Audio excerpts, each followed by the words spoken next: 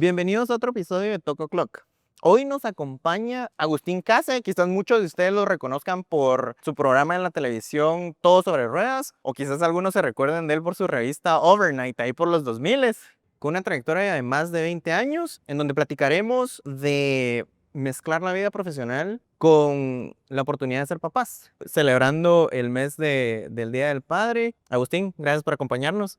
Gracias por estar con nosotros. Muchas gracias por la invitación y gracias a toda la audiencia por permitirme estar acá. Quizás para empezar, ¿nos podrías comentar un poquito sobre tu trayectoria? Me llama mucho la atención que empiezas con Overnight a los 18 años, recién salido del colegio. ¿Cómo pasó eso? ¿Cómo despertó ese interés en ti? Bueno, realmente yo me gradué de programador. Empecé con un amor a la computadora y tenía un amigo que me invita a ir a este colegio donde íbamos a utilizar la computadora todo el día. Y me gradué del Sur Montano de Ciencias de la Computación y Matemáticas. Realmente usamos la computadora mucho menos de lo que yo me imaginaba. Y después de salir de programador, yo tenía mucho interés con el diseño gráfico.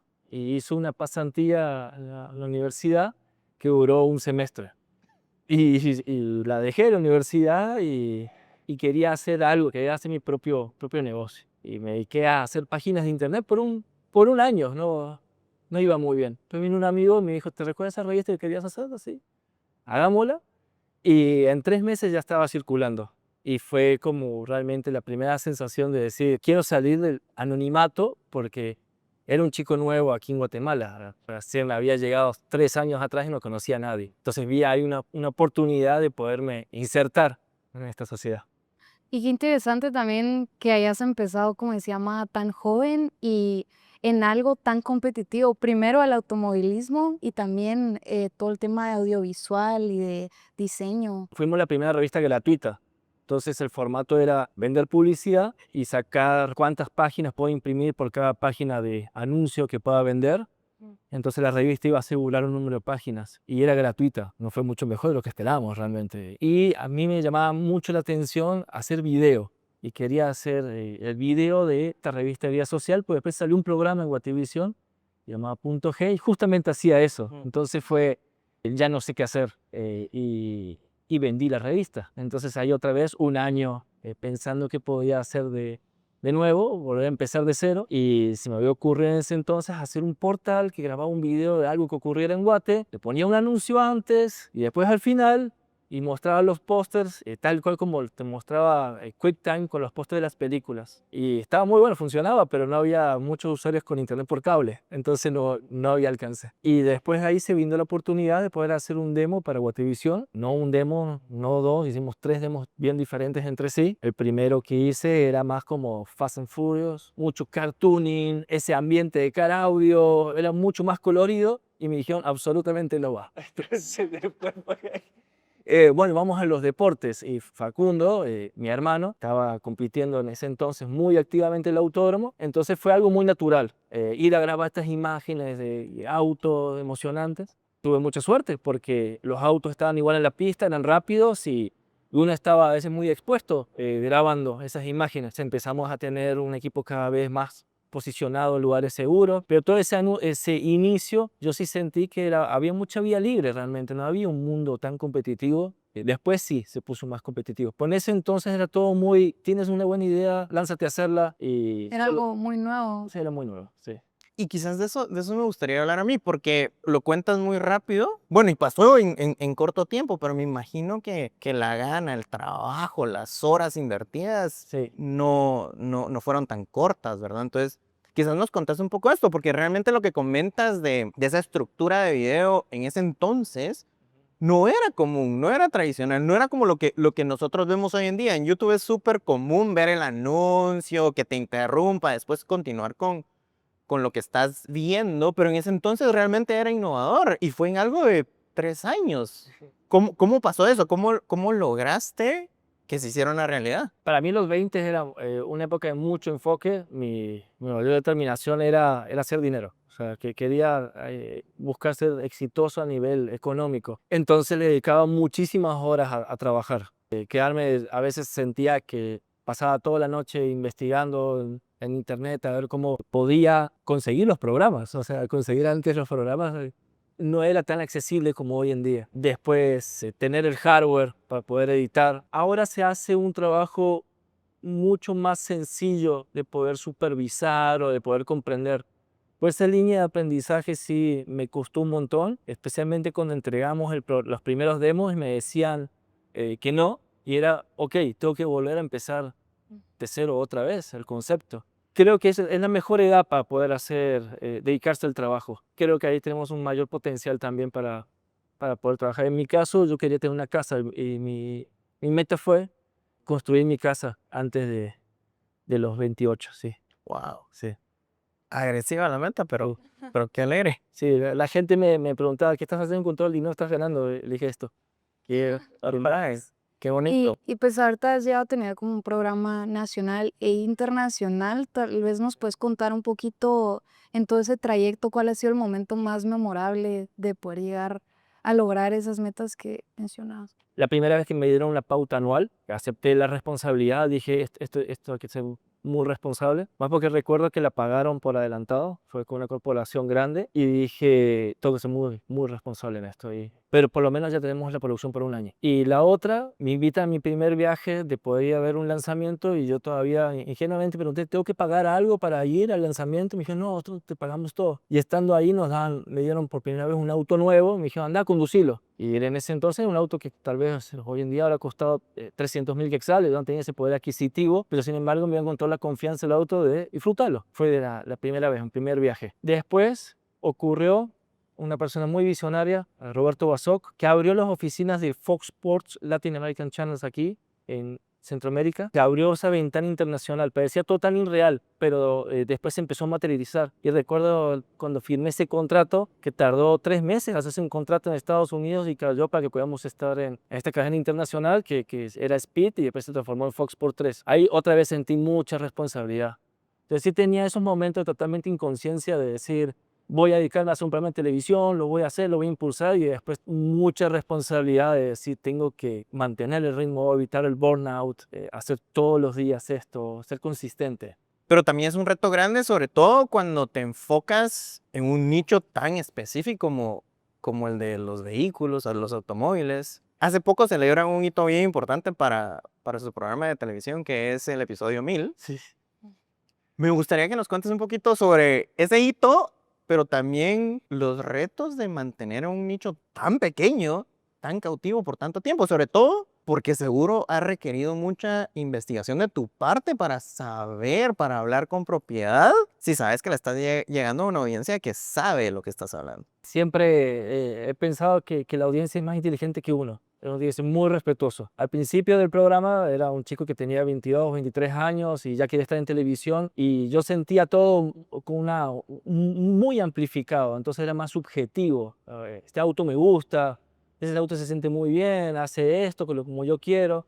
Y después vino un gerente y me dijo, vos decís que todos los autos son lindos, entonces todos te gustan, entonces queremos que sea más objetivo. Entonces ya después fue, ok, este botón hace específicamente esto y el auto tiene esta función para que pueda desempeñar de esta manera. Y esa fue como que la primera transición. Y ya después fue entender que la audiencia después empezó a tener acceso inclusive a más información que yo. Entonces una vez estaba viendo los comentarios de nuestro canal de YouTube, y aquí en Guate decimos coloquialmente timón, y me dijeron, timón tienen los barcos, es un volante.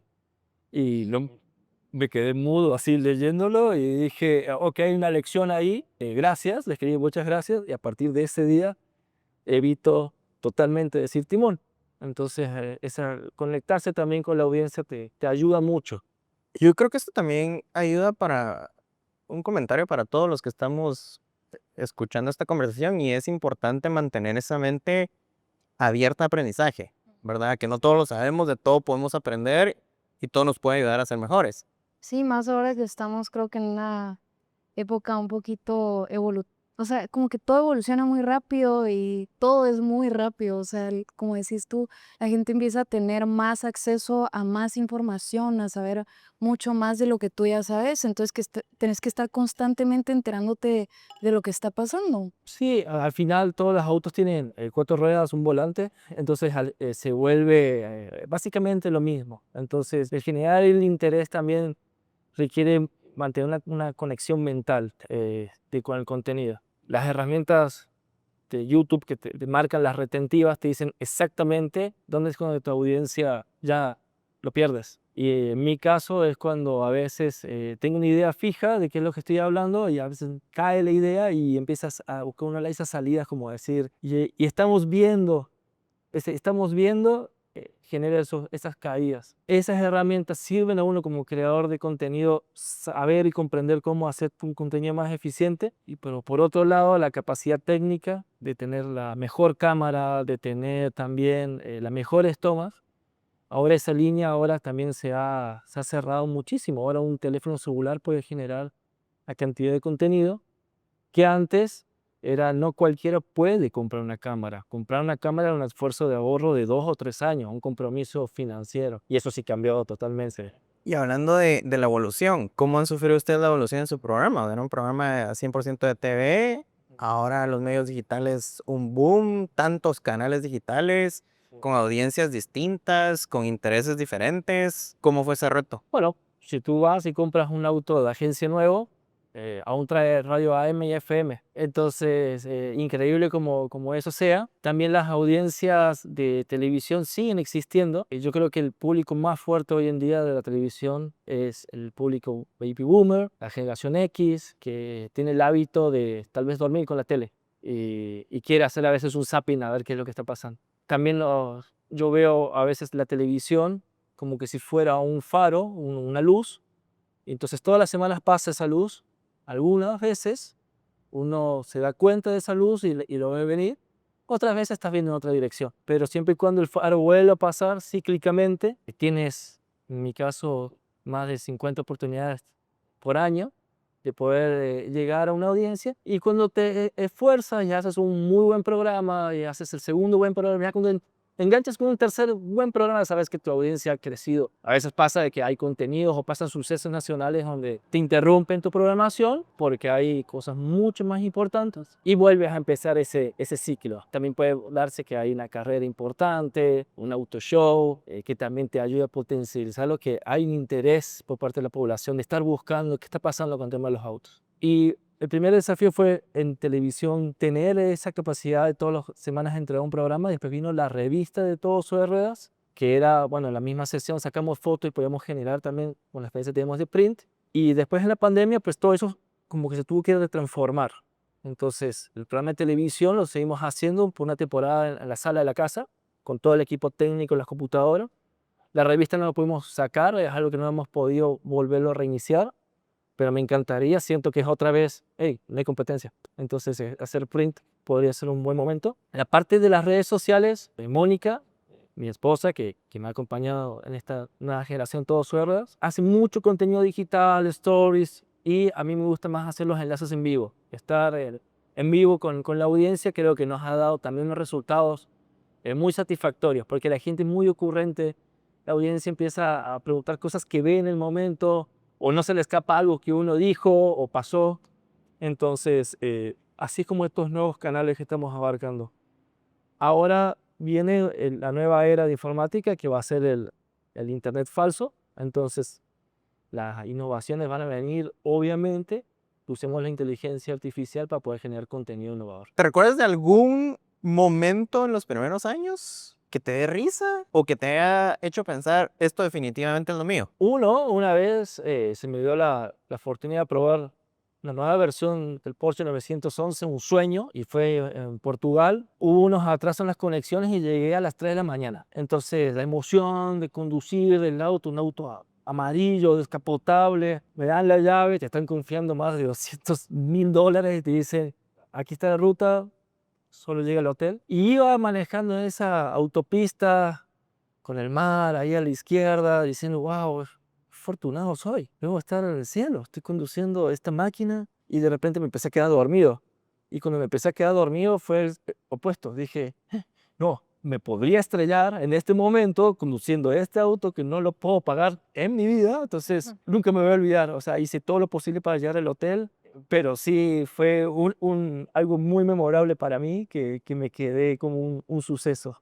¿Cuál es tu carro favorito de todos los tiempos? Un auto muy moderno es el Porsche Taycan. La última versión que probé era la versión más poderosa y el auto ya era como el auto meteoro, un poco antiguo la analogía, o sea, que las ruedas subían y bajaban de manera automática, el auto ya lo hace. Entonces sí une mi pasión, que es también la programación, con la física, con los automóviles, y creo que es un auto que realmente muestra una ventana hacia el futuro. Una canción que te suba el ánimo. Hoy por hoy es la canción de salida de Dragon Ball. Que va de Dragon Ball Z, así. Buenísimo.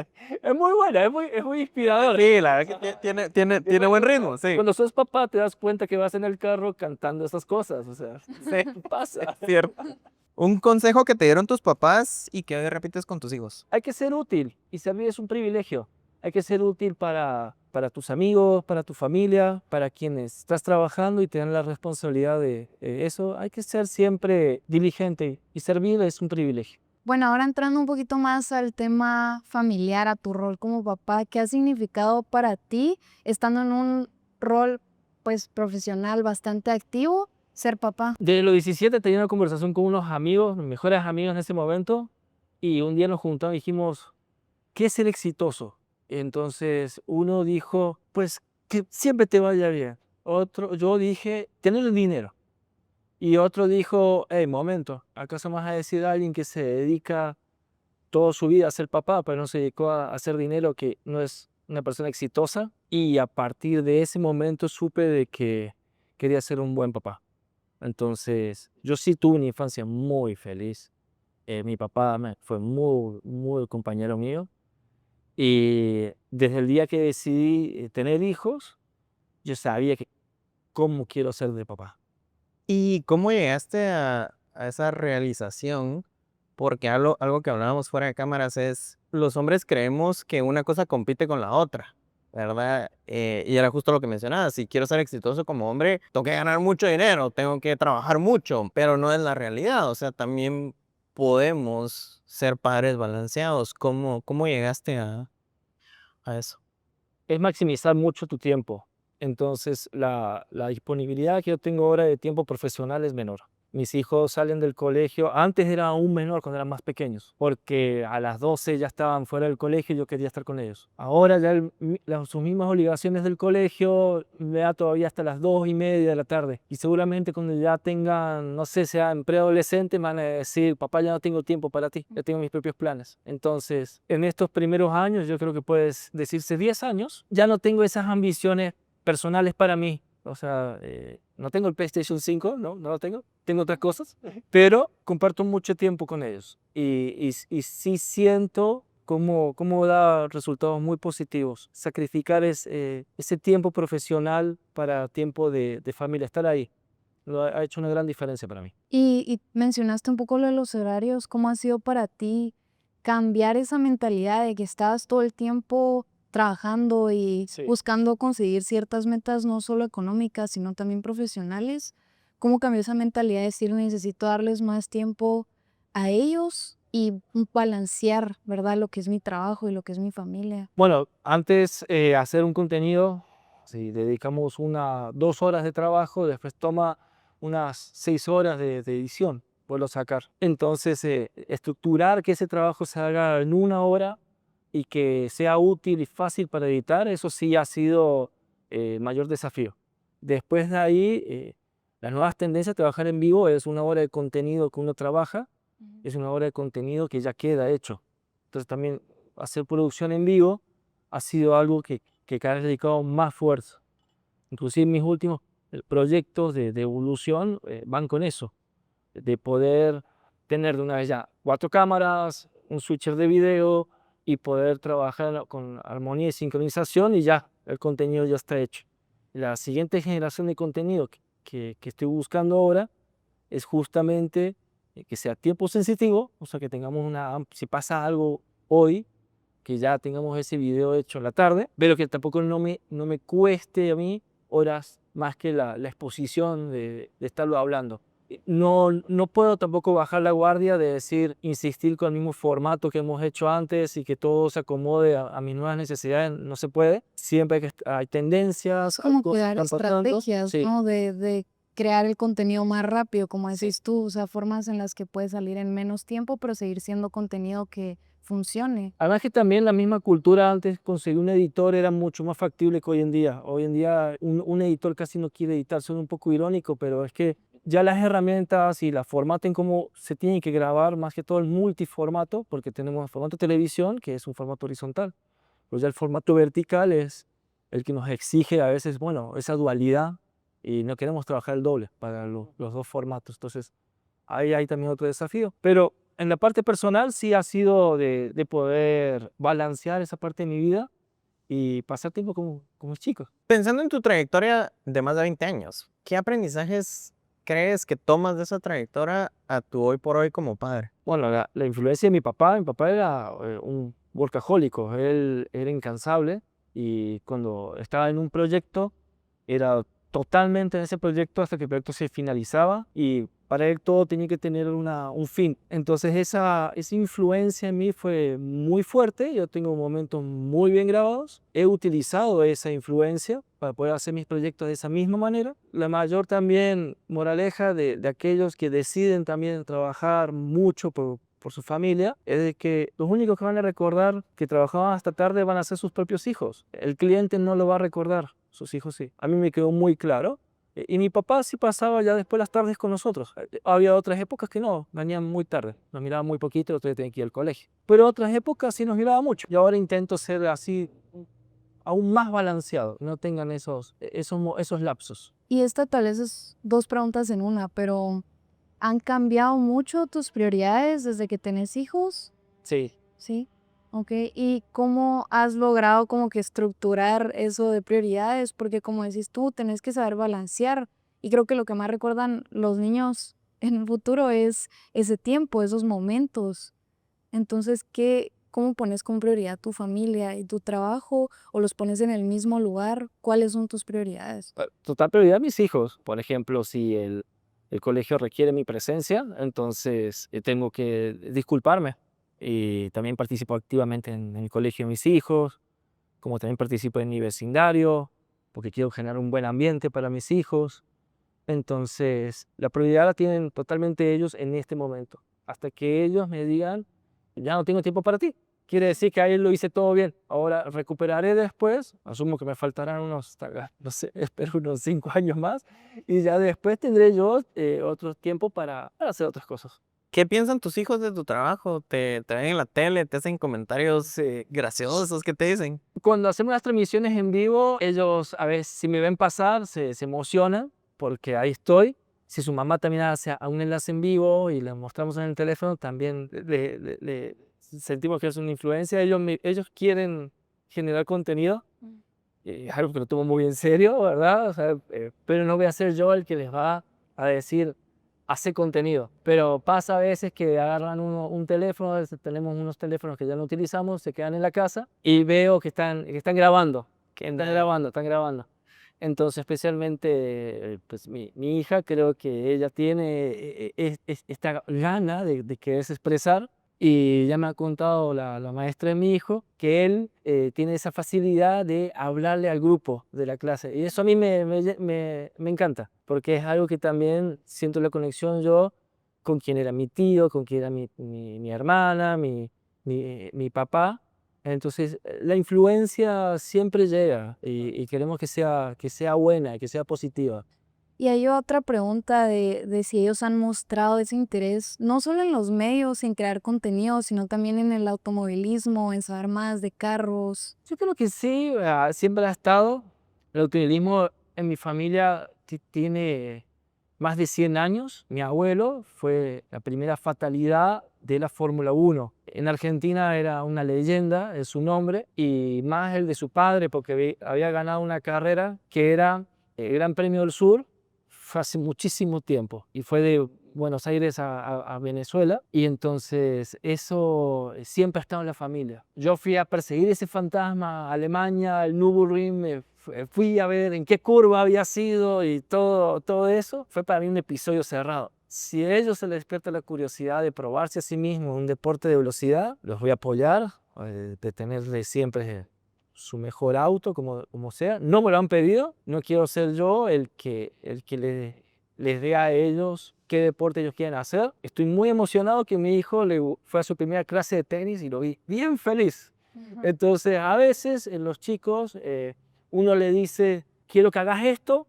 He visto casos que le compran el go-kart, el traje, el casco, y después el chico está desinteresado en la pista. Hacen lo contrario.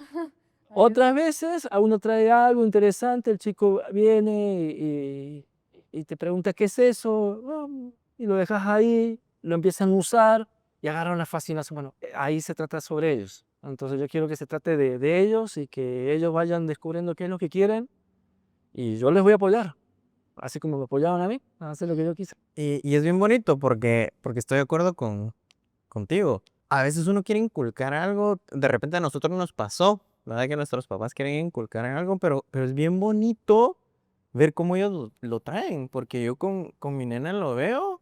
Yo tocaba batería y me hubiese encantado que a ella le guste la batería o que de repente toque batería en algún momento. Pero ella solita, de la nada, en el colegio, en las clases que iban, empezó a interesarse por la guitarra y le encanta la guitarra. Y similar a tu historia, las maestras nos hacen comentarios porque, pues para su edad, porque está chiquita, realmente se enfoca en tocar las cuerdas, no en somatar la guitarra. Y hemos visto otras cosas que son intereses que salen de ella de la nada, ¿verdad? Un día mi esposa no es que iba poniéndose joyas o que le diga, ay, ven, te pongo esto. Y un día de la nada encontró un collar de mi esposa y le preguntó a su mamá qué era eso y ella le dijo un collar y empezó a pedir collares y quería collar y collares. Es bien bonito verlos despertar intereses, verlos ser la personita que son y estoy completamente de acuerdo contigo que lo importante es apoyarlos y desarrollar justamente esos intereses. He estado intentando leer un libro de psicología súper difícil, el primero que compré, se me fue el nombre, pero el punto es que este libro dice, somos el resultado de todo lo que no podemos controlar. No pudiste controlar a qué colegio te pusieron tus papás, quién iban a ser tus compañeros, tanto en el colegio o en el trabajo, pero sin embargo es el resultado de todo ese caos. Creo que lo mejor que puedo hacer yo por mis hijos es darles las mejores condiciones para que ellos se desarrollen caóticamente, porque igual no van a poder controlar muchos de esos factores. Y ahora pasando a nuestra última pregunta que creo que es complicada responder. ¿Qué significa para ti ser papá? Yo creo que quiero ser buena influencia en este momento. Hay que ser buena influencia. Ser un buen papá sí requiere mucho amor y mucha dedicación, y genuinamente mucha dedicación. Aunque haya momentos que sean bien difíciles, yo tengo un sueño que quiero cumplir a mí me encantaba correr de chico, hacer un pique, correr lo más rápido que pueda. Y tengo ese sueño, esa visión de un día estar corriendo a la par de mis hijos y que sean más rápido que yo y que le pasen. Y el día que eso pase me va a sentir un hombre muy realizado. Sí, para mí significa papá cumplir con esa visión. Puede ser algo muy sencillo para cualquiera, pero para mí es algo tan visualmente marcado que quiero ver esa película. Ojalá que se me dé. Seguro la vas a ver fea. Que nada. Bueno, muchas gracias por tu tiempo. La verdad es que creo que ha sido una conversación muy enriquecedora, no solo en aspectos profesionales, sino también más profundos. Gracias por contarnos tu historia y la verdad esperamos que este episodio pues les haya gustado, que lo hayan disfrutado tanto como nosotros. Ya saben que pueden dejar su comentario, darle like y compartir este episodio con sus amigos y también seguirlos en sus redes sociales como Todo Sobre Ruedas. Tal vez mencionas en dónde están. Estamos en YouTube, en todas las redes sociales. Ok. Así que ojalá que nos puedan seguir y que podamos ver un poco más de lo que sean automóviles. Muchas gracias también por este espacio. Realmente, gracias, Zoe.